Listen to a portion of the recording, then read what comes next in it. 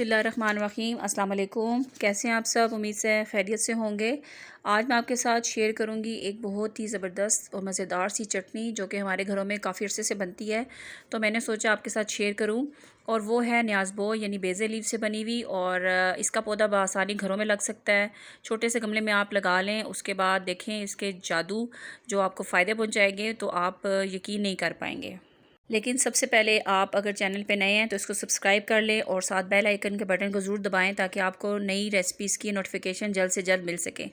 तो हमें चटनी के लिए क्या सामान चाहिए वो देख लेते हैं। सबसे पहले मैंने यहाँ पे न्याज़बो ली हुई है, एक मुट्ठी न्याज़बो है।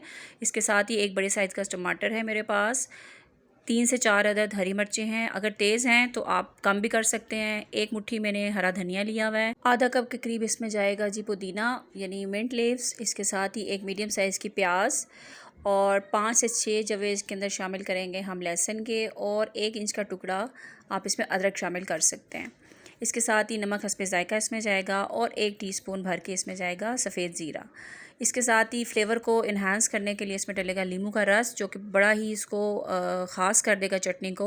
तो चलिए इसे बनाना शुरू करते हैं।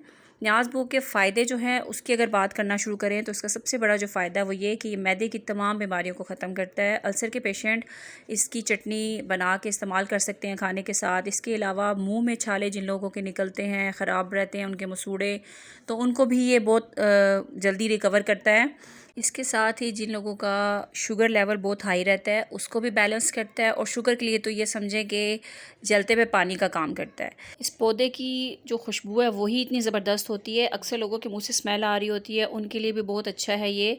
इसे अपने साथ खुराक के साथ शामिल रखेंगे तो इंशाल्लाह देखिएगा कि कितनी जल्दी फ़र्क पड़ता है। मैंने यहाँ पे तमाम चीज़ें डाली हैं ब्लेंडर में। इसके साथ थोड़ा सा पानी शामिल करेंगे लाजमी, ताकि अच्छे तरीके से ब्लेंड हो सके। इसके बाद हम इसे डालेंगे बर्तन में, और अब ये सर्व करने के लिए तैयार है। आप चाहें तो इसके साथ थोड़ा सा दही भी शामिल कर सकते हैं, अपनी अपनी पसंद की बात होती है। इस तरीके से भी आप खाएंगे तो बहुत ही मज़ा आएगा, बहुत ही इंजॉय करेंगे आप इसे। आप हर खाने के साथ दिन में एक दफ़ा ज़रूर इस्तेमाल करें, कोशिश करें कि दिन के खाने में इस्तेमाल करें, और फिर देखें इसके कमालात। इंशाल्लाह ताला आप बहुत सी बीमारियों से बचेंगे। उम्मीद है कि आज की जो रेसिपी थी आपको पसंद आई होगी। ज़रूर इसे लाइक कीजिए और चैनल को सब्सक्राइब करना मत भूलिएगा। मिलते हैं नेक्स्ट रेसिपी के साथ, तब तक अल्लाह हाफिज़।